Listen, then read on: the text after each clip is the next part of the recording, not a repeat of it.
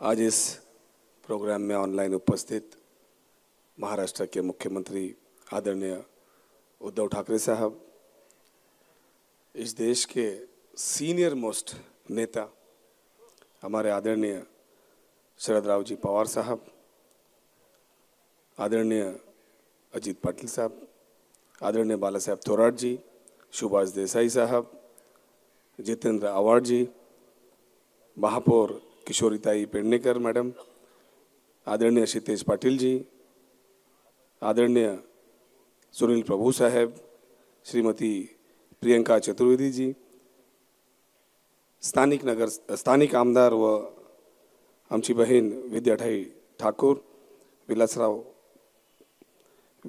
कपिल पाटील साहेब, विनोद घोसालकर जी, मिलिंद महेशकर जी, योगेश भिसे जी आणि Johnny Joseph साहब। मेरे लिए ये बहुत ही खुशी का दिन है। आव्हाड साहब, शायद आपको याद होगा जब इसके लिए हमने जब मीटिंग लगाई थी, मैंने कहा था कि जब मैं नगर सेवक था तब ये लोग आके मुझसे मिलते थे, और जब मैं आमदार बन के मंत्री यहाँ से गाड़ी जाती थी तो मेरे आंखों में उतना ही सपना था जितना इनका था कि इन लोगों को अपना घर मिलना चाहिए। और आज मैं महाविकास आघाड़ी के उस कॉमन मिनिमम प्रोग्राम के तहत बहुत ही खुशी जाहिर करता हूँ कि कोरोना था, 2 साल हम जूझ रहे थे और सबसे ज़्यादा केसेस हमारे मुंबई में थे। उसके बावजूद आज हम अपने ही लोगों को उनका अपने हक का घर का उद्घाटन कर रहे हैं, और उनकी आंखों में जो आप बोल रहे थे ये आंसू जो है ये खुशी के आंसू दिखाई देंगे, क्योंकि कोरोना के बाद भी हमने बीडीडी चौल में और आज यहाँ पे 2 बड़े प्रोग्राम का जो है आयोजन किया, और लोगों के अपने सपनों का घर, यानी एक 650 फुट के घर में उनकी अपनी दुनिया, वो चीज़ें हम उनको आज देने जा रहे हैं। और ये मेरे ख्याल से बहुत ही खुशी की बात है इस महाविकास आघाड़ी के लिए और यहाँ बैठी हुई जनता के लिए भी। लेकिन बात यहीं पे अब ख़त्म नहीं होती है। इस सरकार से बहुत सी उम्मीदें इस मुंबई शहर में है। हमने एक एसआरए की स्कीम इसलिए लाई थी कि लोग छोटे छोटे घरों से, गलीच बस्ती से बाहर निकल के अपने खूबसूरत एक छोटे से घर में रहें। और इसीलिए मैंने अधिवेशन में भी जब आवाज़ उठाई थी तब ये कहा था कि कोई भी डेवलपर अगर प्रोजेक्ट करता है और 3 साल के अंदर वो नहीं कर पाता है तो उससे वो प्रोजेक्ट ले लेना चाहिए।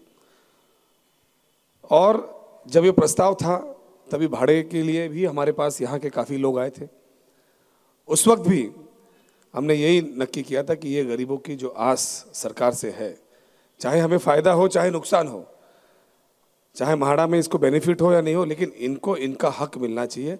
और मुझे इस बात की खुशी है कि आपने अभी बता दिया कि महीने से जो है इनका भाड़ा देना आप चालू करेंगे। इसका मतलब महान विकास आघाड़ी का जो बात है, जो सोच है, वो इनकी सोच के साथ जुड़ी हुई है। इसी तरीके से मुंबई शहर के अंदर बड़ी आज से अब जितेंद्र जी आपको लोग देख रहे हैं कि ये 600 650 के घर का प्रश्न नहीं है। मुंबई में आज भी करीबन 30,000 से ज़्यादा लोग इस तरीके के प्रोजेक्ट के अंदर फंसे हुए हैं। ऐसे पालक मंत्री आते हैं मुंबई शहर में, कई लोग आते हैं मेरे पास, कहीं पे म्हाडा की जगह में, कहीं की प्राइवेट जगह में, कहीं पे महानगर पालिका की जगह है, कहीं रेलवे की जगह है। किसी भी चीज़ का टाइम बाउंड प्रोग्राम होगा तो मेरे ख्याल से सक्सेस रेट हमेशा आपको 100 मिलेगा। और जब तक हम अगर टाइम बाउंड कोई चीज़ नहीं करेंगे, इसी तरीके से लोग कानून के दायरे में खेलते रहते हैं।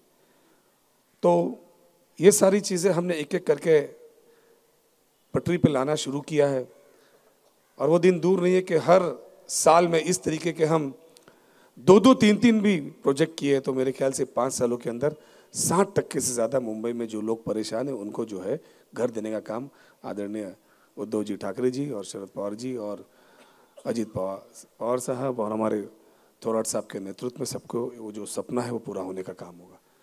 और मैं म्हाडा के अधिकारियों को भी बहुत बहुत मुबारकबाद देता हूँ कि बहुत ही अच्छा काम उन्होंने कोरोना काल में किया, जो उनका काम नहीं था।